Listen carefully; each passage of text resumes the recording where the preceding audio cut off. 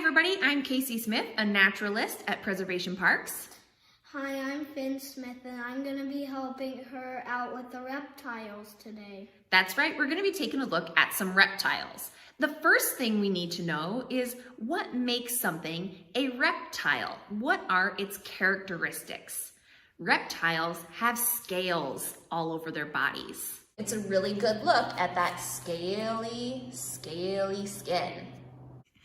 Reptiles also lay eggs, and the difference between them and amphibians is that reptiles lay their eggs on land. Their eggs look like this. Reptiles are also cold-blooded. Do you know what that means? It means whatever the temperature where they are the same temperature. That's exactly right. So we are warm-blooded. What's the temperature inside your body? 98.6 degrees. That's right, we are warm-blooded. We eat food, and that food that we eat turns into energy, and a lot of that energy goes into keeping our bodies the same temperature, which is? 98.6 degrees. That's right. But being cold-blooded means that you get your inside body temperature from what is outside. So like Finn said, if it's 90 degrees outside, the inside of a reptile is going to be 90 degrees. But if it's 40 degrees outside, the inside of the reptile is going to be 40 degrees. It's beneficial for some animals because all of the food that you eat then gets turned into growth instead of having to go into making your body warmer. And that's what it means to be cold-blooded. So let's take a look at some real reptiles. All right, this is our corn snake. Corn snakes are normally bright orange and red and black, and they have a black and white checkered belly. You can still see the checker pattern, but she's all white. We do not have corn snakes in Ohio, but we like to use corn snakes because they are very gentle, great snakes to use for programming, for letting tons of people hold this snake and touch this snake. And you can get these at pet stores. Hold her up so everybody can see. You can see the scaly skin. How does she feel, Finn? Is she hot or cold? Cold. She feels cold to you, right? Yeah. Because the temperature in her tank is about 78 degrees. Is that higher or lower than 98? Lower. It's lower. So when we touch her, she's gonna feel cool. But this is a pretty good temperature for a snake to be, right? Yeah. She has a couple special adaptations because she can't see very well. She's got that tongue. Look what she's doing with her tongue. So she's got this forked tongue, and her tongue picks up the scent chemicals from the air, and it helps to determine what the things are that she's smelling outside. So why is her tongue forked, Finn? So she can smell this way if her food is... So she smells particles this way if her food is that way, and she smells particles this way if her food is that way, and she smells particles both ways if her food is if her food is in front of her. That's right. She can smell in two different directions with that forked tongue. Pretty cool. How much of this snake do you think is tail? Look, she's a pretty big snake. Whoa. I tell them. How much of her is tail?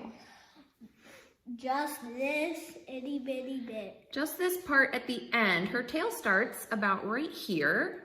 And then you can see that the scales actually change. She's got these belly scales.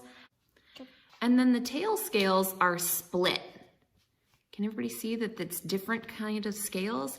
And that tells us that that part is her tail. She's also got an extra bone in her jaw to help her sense vibrations in the ground and help her find her prey. What? You think we can move on to the next animal? Yeah. Okay. All right, Finn, let's talk a little bit about turtles. Can turtles come out of their shells? No. They can't. They're actually... Because their shells are a part of their body. Right, do you want to show us? What's this part in here? There's their backbone. Right, what's another word for backbone?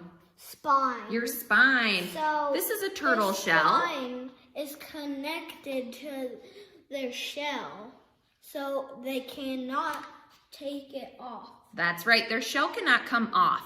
This is their spine. And if this is a spine, feel your spine. It's your backbone. It's this bone right all down your back. What's connected to your spine, Finn? What are these? Your ribs? Your ribs.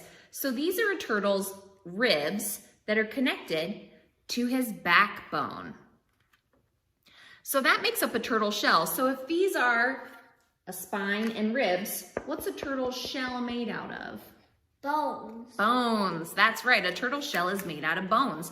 And it's got a special covering over top of it. You can see all of these look like little puzzle pieces that all fit together. And these are called scutes. And all turtles have 13 scutes. So we can count 1, 2, 3, 4, 5, 6, 7, 8, 9, 10, 11, 12, 13. So this is our friend, the box turtle. And he's called a box turtle because if you look at his shell, we've got the carapace up here on top, and we've got the plastron here on the bottom. The plastron actually has this straight line, which is a hinge, like a door. And so his shell can open and close. And if he wanted to, he could go all the way inside and close up just like a box. And that's to keep him safe and protected in there. Remember, this is made of bones, and bones are really hard. And so if that turtle is protected all the way inside there, then he's pretty safe from most anything. This turtle lives in the forest here in Ohio. You can see these amazing colors. And if you walk through the forest on a sunny day and look at the sun coming down through the leaves and making shadows on the ground, it looks a lot like this. I know this box turtle is a boy because most boy box turtles have red eyes, but I definitely know it's a boy because there's a dent. I don't know if you can tell that there is a dent right here in his shell. And girl box turtles have a flat plastron. Remember, we said that word earlier. All right, so reptiles are scaly animals. They have scaly skin.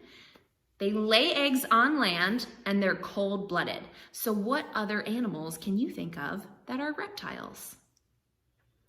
I can think of a snake. We've done that already. An iguana, a lizard. This guy right here. Turtles, yeah. My favorite, dinosaurs. Scientists believe that dinosaurs were reptiles. Scientists believe that dinosaurs were reptiles. Yeah. They were just really big reptiles. They were really big reptiles. And That's not right. as small as the phone. Right. This is the snapping turtle. Snapping turtles are aquatic, which means they have webbed feet and they like to live in water, but they're also called snapping turtles because they snap at their food. They have sharp beaks and really long necks. And they'll eat just about anything that comes close to their face. This little friend here is called a musk turtle. They're called musk turtles, also known as stink pots, because if you try to catch them, they let off a scent. And it's to help ward off predators that might try to eat them. She also lives in water, another aquatic turtle. That is a great view of those little webbed toes right down there. This friend here is called a map turtle. She's called a map turtle because the lines on her skin look like the lines on a topographic map. Another one of our aquatic turtles. This little friend here is a painted turtle. If you look at the back of the shell, they don't look very painted, but they get their name from all of these pretty red lines, red and yellow lines that look like someone painted onto their sides. Another one of our aquatic turtles. Well, we hope that you learned something about reptiles today and that you are staying home and staying safe. And when we are allowed to gather again, we hope that you guys come out to Deer Haven Park and check out some of the critters, reptiles, that we have here at the Nature Center. Bye, friends. Bye, friends.